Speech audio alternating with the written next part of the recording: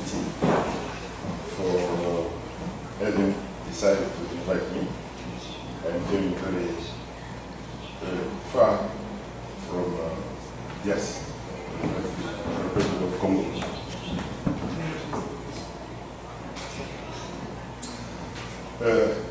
I said that I want, first of all, to thank the organizing committee for having accepted to invite me.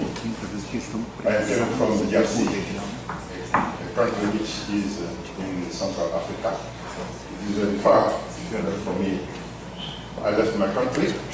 I took my flight to South Africa, and from South Africa to here, the flight was about 10 hours. We are in the Global South, and the Global South is very big. For my presentation, the topic is there. I want to think on decolonizing the presidencies in sub-Saharan Africa, challenges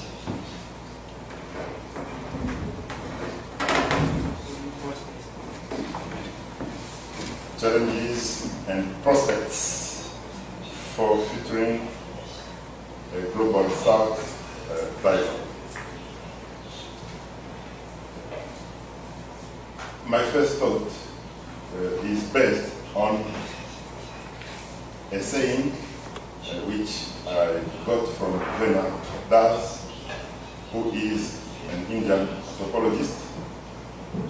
She said this: the question is not to refuse Western categories, but about to have an autonomous relationship with those categories. I think that this is the first standpoint of all my thinking. When we are reading literature in social sciences in or on Africa, it is important to recall a book which was being written by a professor, a Congolese professor, Valentin Ndimbe. I think that let us cite his writer. His book is very interesting as he tries to put focus on the importance of the Western thought, which is still predominant while thinking on Africa. The order of the father is the presence of the Western thinking on Africa. What also is very important is that even now, when we are thinking on Africa or in Africa, the influence of Hegel is still there. The influence of Lucien Lefebvre with all his ethnological imagination on and in Africa is still present. But it is very important to try to define two words. The first word is decolonization.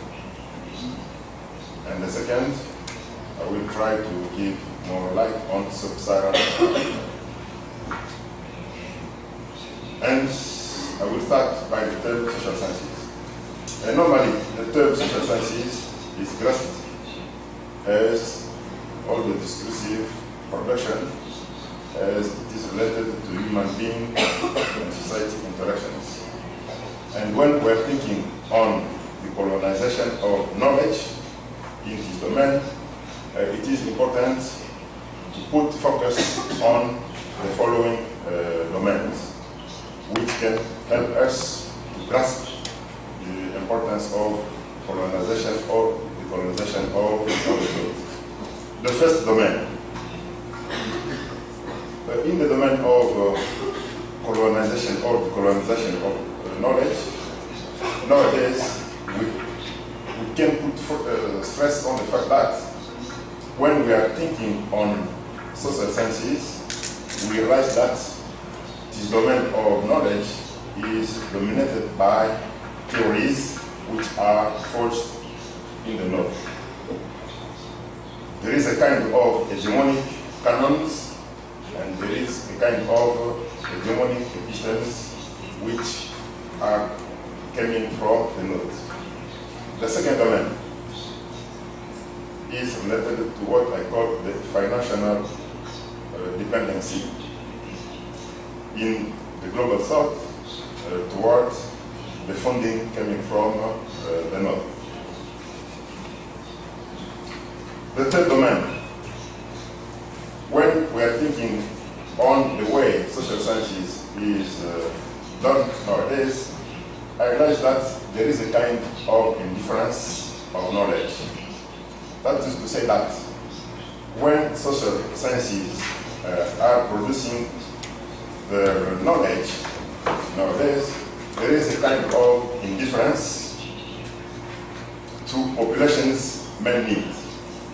This trend refers to what has been done during the colonial era, where knowledge was used for helping the colonial administration to know local population in order to dominate this population. And even during the colonial era, there was a kind of indifference toward what we call indigenous knowledge.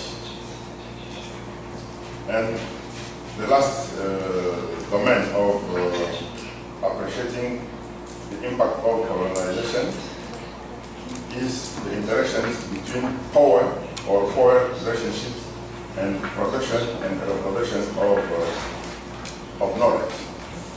In this domain, there is a kind of imbalance between the researchers of the south and the researchers in the north. Normally, in the space for discussion, there is a kind of disequilibrium which gives more authority to researchers of the north.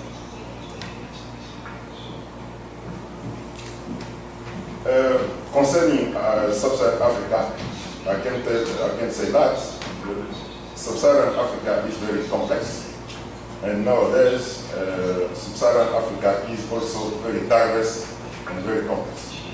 Realities are different depending on countries. It is not very interesting to speak of Africa as if it is the same. Africa is a continent, but within this continent there are many countries which are very different. And when we are considering the debate on the colonization of social sciences, we can say that even in Africa, the situation is not the same. There are some countries within which debates on the colonization are very far, but there are also other African countries where the issue of the colonization of social sciences is not at stake. What is also important to notice is that in Africa, there is a very big think tank, what is called the Palestra. At the level of Palestra, which is based in Dakar, Senegal, many debates are engaged, and the debate on the colonization of social sciences has been engaged. But it is interesting to notice that in 1997, there was a program of research undertaken by Palestra. But what is important for this program is that the subtitle was, that is the word I put in French, un programme inachevé. It said that the project of decolonizing social sciences in Africa is at stake, but this program is inachieved.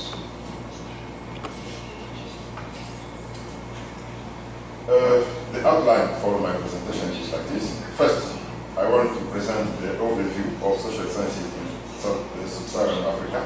The second, I will try to present a way in my country, the DRC, the way the challenge of decolonizing social sciences is undertaken.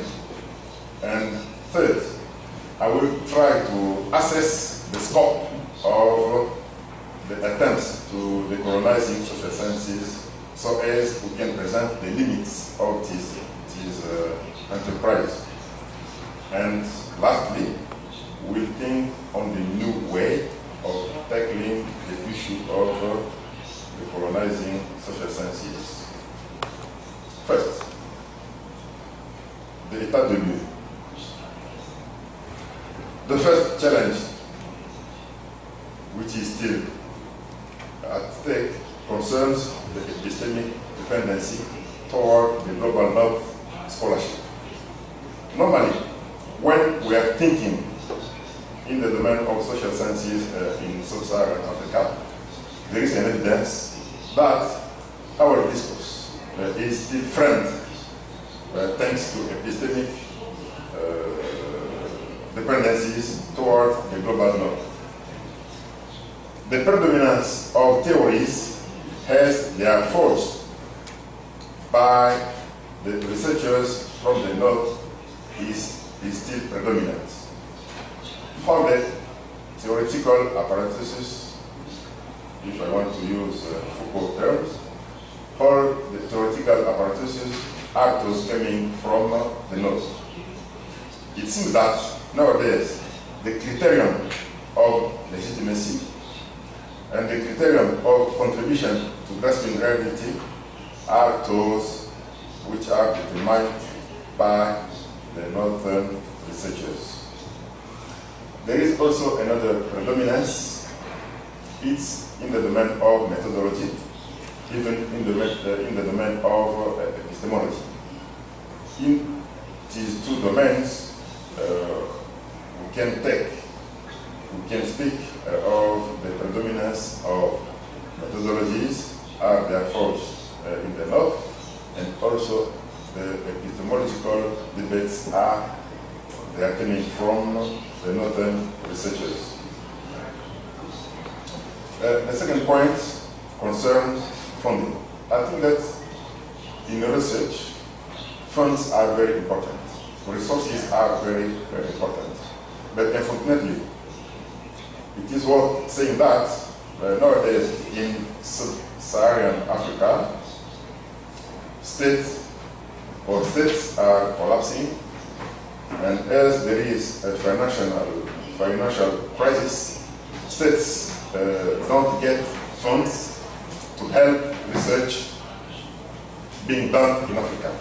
It's why many researchers which are undertaken in Africa are those researchers which get funds from the North or from some researchers who are working in research institutions located in the global North.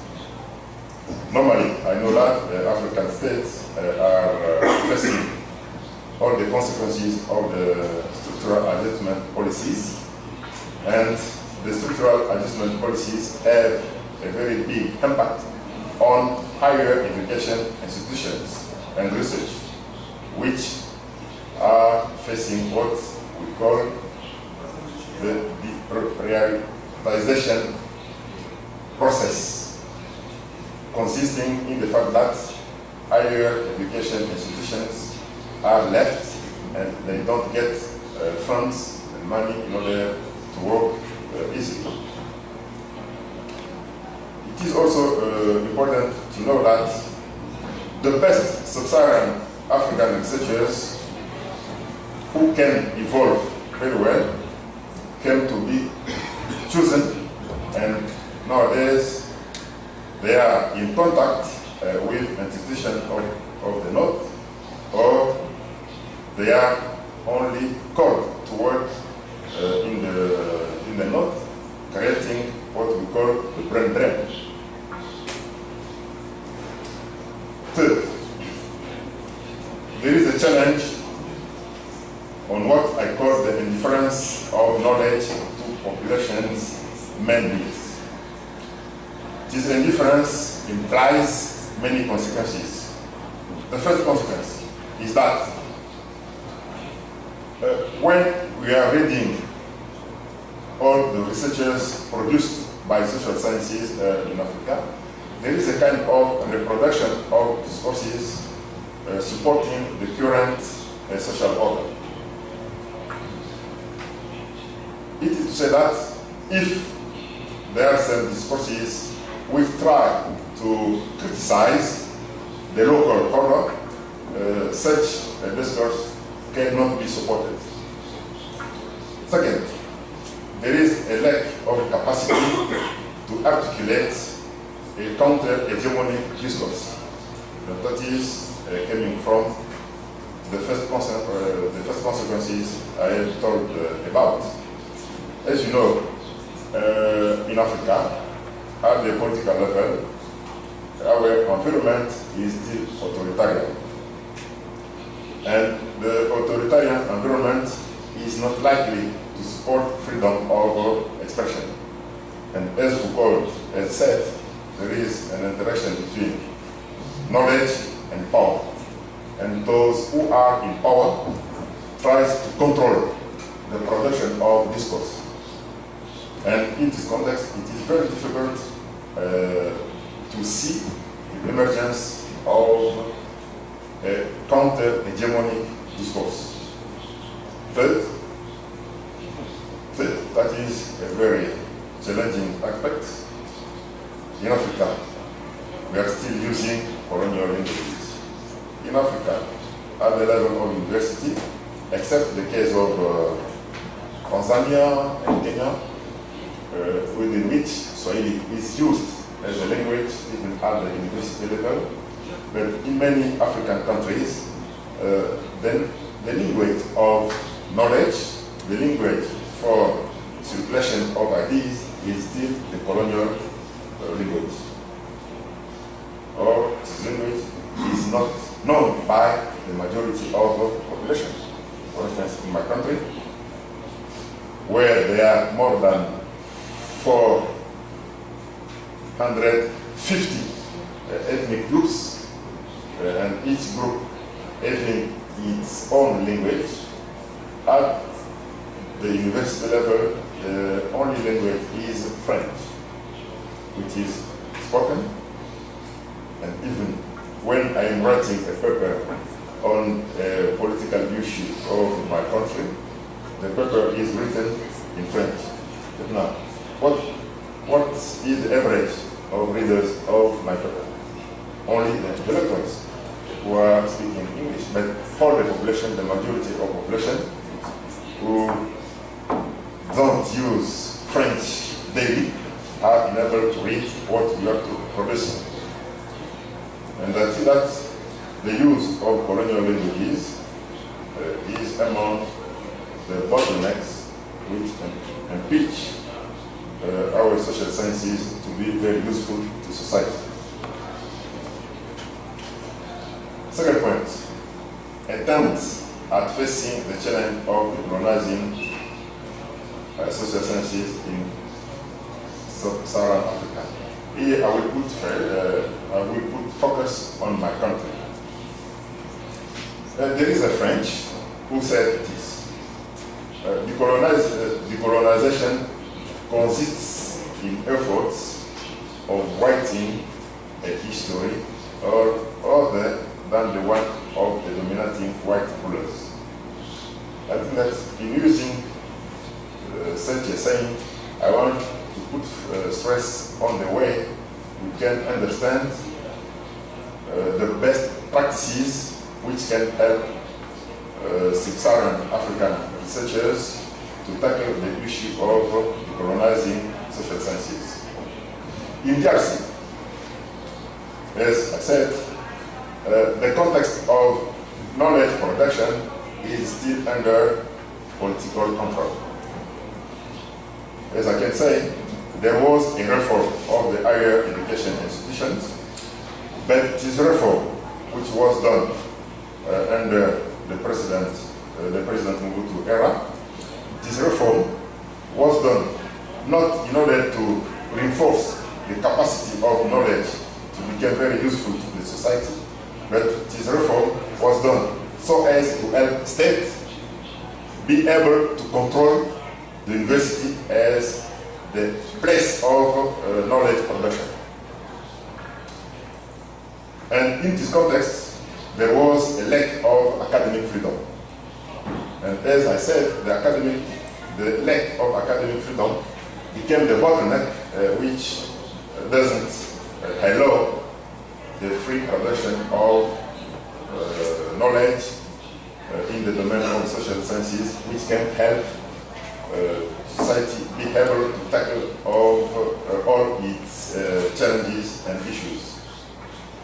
Secondly, as it concerns my country, there was a tendency of Western powers to try to frame the birth of the academic and intellectual class by offering scholarships to the generation of Congolese in the 70s years, so as they can go to Yale University, so that they can go to Belgian universities, to French universities, in order to get their PhD.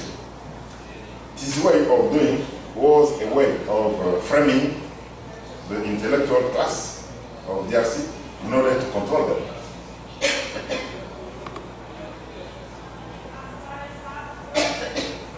Indeed, there was, in fact, of the state's tendency to control the production of knowledge in my country, but there was an emergence of the space for debate, and this emergent space for debate was created by what I can call a kind of left-wing or Marxist Congolese scholarship. They were not so many, but we can find them in our history of social sciences. But what is interesting to notice is that during this time, those Congolese scholarship who try to produce a counter-hegemonic discourse were not well considered by authorities. They were called Trotskyists or anarchists. And even on the campus, when there was a riot or turmoil, the investigation security services were there in order to look after those Congolese professors considered like the meneurs de la grève. And many were arrested, and nowadays many came to flee away from our country. It is also important to notice that these professors were many.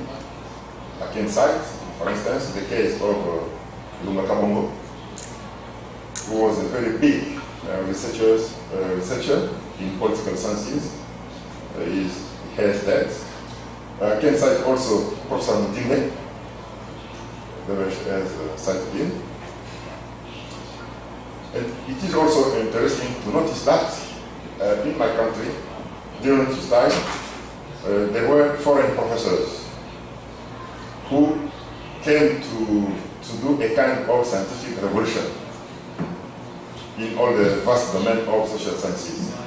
For instance, in international relations, I can cite the name of a Spanish professor, Luis Bertrand, who did much in the domain of international relations. He tried to forge a new domain of understanding international relations by grasping the relevance of proverbs, the local sayings, so as to understand the way in the traditional diplomacy conflicts have been resolved. There is also the case of Jacques Chaumont. He is also dead. He produced research in sociology. We can cite also the Belgian Benoît Verhagen, who worked in DRC, and from DRC he produced very interesting research on methodology.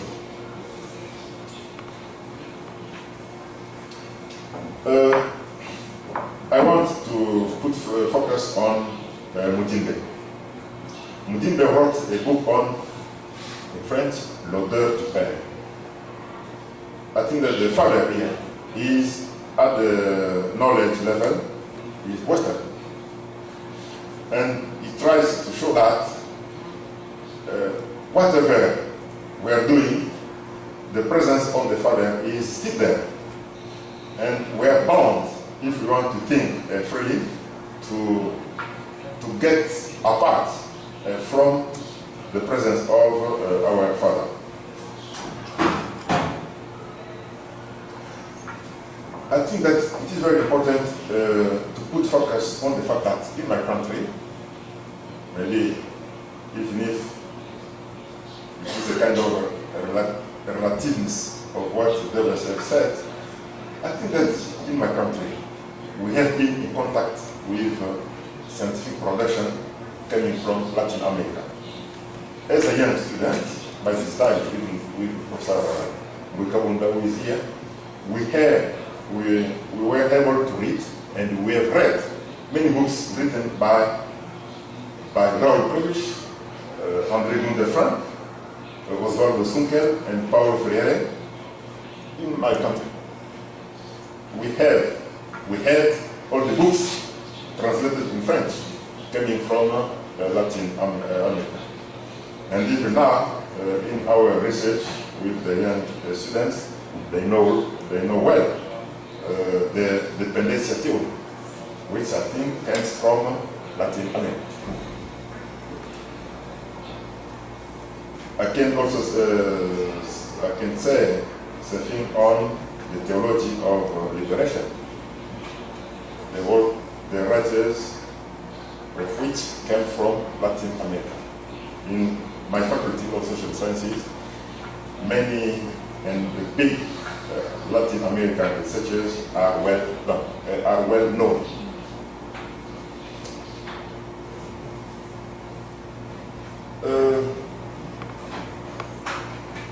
But even if dependency theory was well done, was well known in my country, I can say that if we are to compare the influence of Western thinking and the influence of Latin America, the influence of Western was very predominant. It's why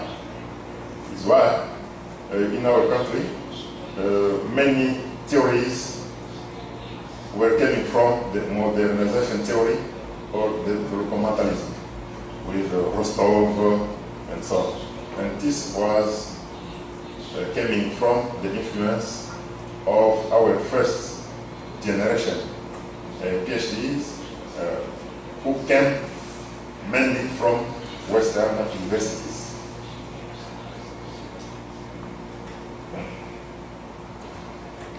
Concerning Africa in the global, I want to put focus on an experience which is still going on.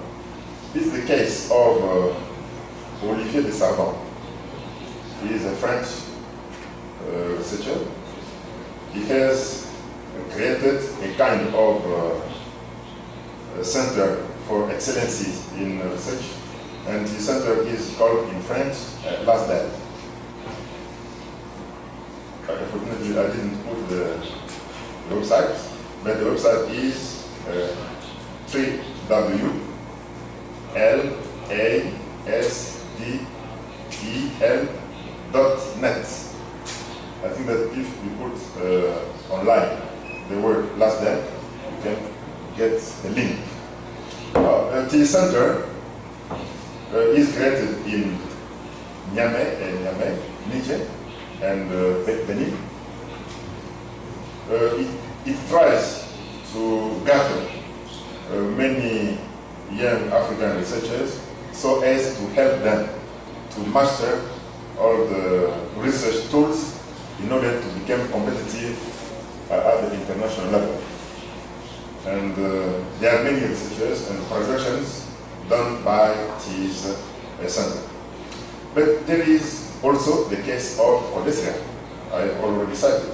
This is in Senegal.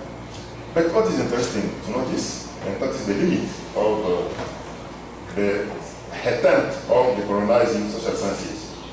If we take the case of LASDEL, you will realize that this center has been created by a French.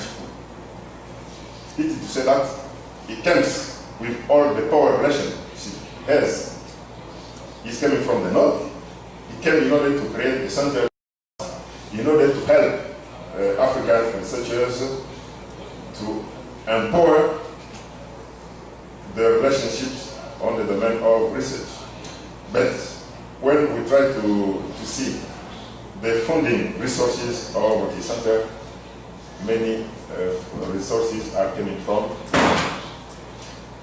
Such is also the case of Palestra. Palestra gets funds mainly from northern partners. Even if Senegal, I think that it's the only African country which gives money to Palestra. But the main partners which fund Palestra are in the global north. But there is also many new opportunities done at the level of Palestra, because at this level there is a kind of African linguistic species which are not divided. At the level of Palestra, all the main languages used in Africa are used there: French, English, Portuguese, and Arab, even Spanish. That's a way to cross relationship between African researchers and to break the divide among African researchers. But what is the scope and what are the limits of the tentative of decolonization? As I have already said, research life is very poor in Africa. Such is also the case in my country. There is no funding. Up to now, structural adjustment policies don't help African states to be able to fund research. Local research is undervalued. And many professors prefer to teach instead of to do research. That is a missing point which doesn't allow research to go ahead. There is also a poverty in publications. For instance, in my country, if you want to give the average of publication by month, I think that the ratio is very low. It's very low. Maybe one book per month or one book per 2 months. And the poverty in publications has an impact on the richness of research on the domain of international of social sciences. And as I said, even at the political level, when there are issues to be studied, unfortunately, in our country or in some African countries, instead of using local researchers, unfortunately, the politicians and the state apparatuses try to do use of foreign expertise.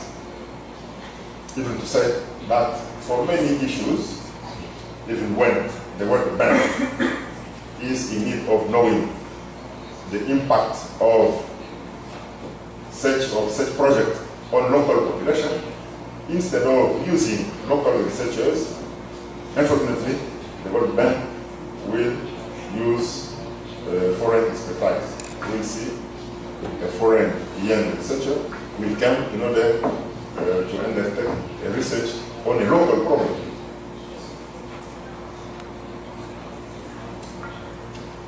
As I said, there are no incentives, there is no interest for the project of decolonizing the social sciences in Africa. And nowadays, in my country, this program becomes very marginalized unless in artists. But if you want to compare the situation in DRC to other African countries, we can get a kind of optimism in saying that in some countries, like in Tanzania, the project of decolonization of social sciences is going very well. As I said, in Tanzania, a local language is used, as Swahili, and it is used at all levels, from primary schools to secondary up to the university. And many books in Tanzania, even in Kenya, are written in Swahili, which is a local, a specifically African language. And Makerere University is a big place for the transformation of the issue of the colonization of social sciences. There are also some famous names of Africans we can cite. That's the case of Joseph Kizebo, an historian. There is also the case of Achille Mafrege, that a South African sociologist. There is the Egyptian Samiramin, the Benimo Tonji, a philosopher, we can cite. And all this can be considered like the African researchers who are very famous. We can cite proudly in our scientific struggle in order to decolonize social sciences. New ways of tackling this issue. I think that we can take the evidence of the fact that in sub-Saharan Africa there is a stalemate when we try to consider the issue of decolonization of social sciences. There is a stalemate due to political situation and also to economic precariousness we find in African states. Even at the level of higher education institutions, where there are no means, no funds, and so on, the project of tackling the issue of decolonization is in status. But I think that from Africa, there is also a way to look at Latin America, because insofar as I got information, I think that Latin America has a long tradition of being able to thinking alternatively. And from Africa, as a researcher, we should take the case of the fact that Latin America is prone to kind of revolution at scientific level. I have already cited the case of the theology of liberation. I think that this movement comes from Latin America. We can cite also the influence, the scientific influence of dependencia theory, which is spread from Latin America. I can also cite, even if it is coming from India, the influence of subaltern studies. When we try to read books and all the debates on subaltern studies, after being framed in India, the subaltern studies came to be approached also by Latin American researchers, and we can say that even here, the tradition which is covered by the issue raised by subaltern studies has been already tackled very well here in Latin America. It is to say that it is not easy to say that subaltern studies came from India. We can also say that they have been already here in Latin America.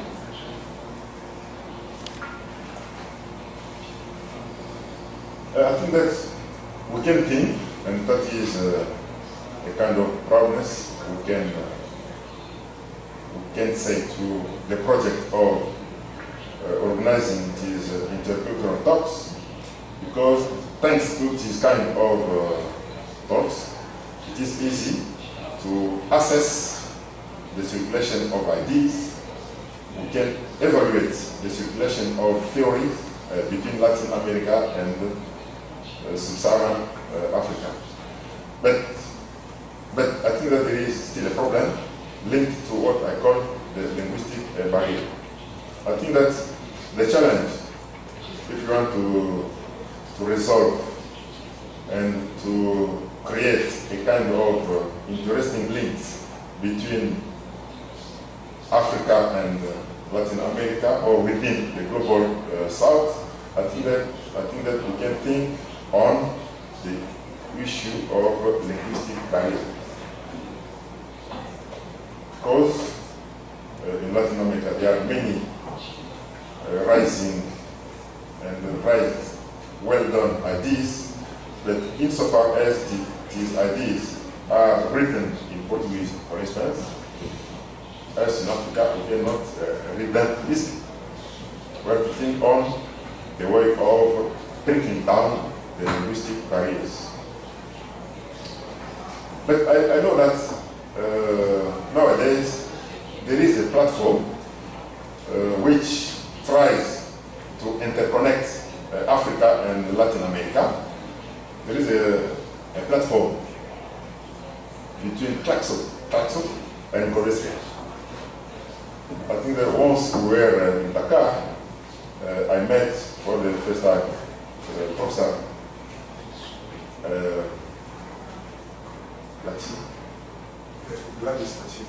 I met her in Dakar, and when we were talking, she said that she was coming from Latin America.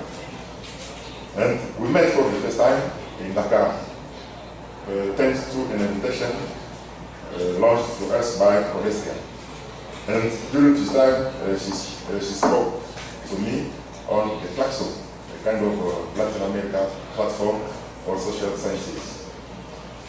But there is a need for broad and to broaden partnership between Latin American universities and African universities. And in this domain, I want to put focus on the fact that normally Brazil is among the new emerging powers. And as such, Brazil should take conscience of the fact that when we are speaking about the powers in international relations, the powers which are dominating have a tool in order to impose this, the control of production of knowledge, but also the capacity of sustaining the production of knowledge. That's why there is a kind of call, so as Brazil could think on the way of being in the front in the domain of a proactive policy for research and partnership at the higher education institution level in order to help it play a role in the domain of knowledge production.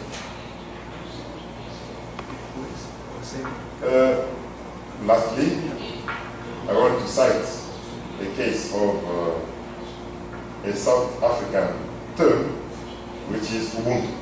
And I see that in the program there is a colleague coming from South Africa who will speak on Ubuntu as an ideology. Okay, I think that it is here that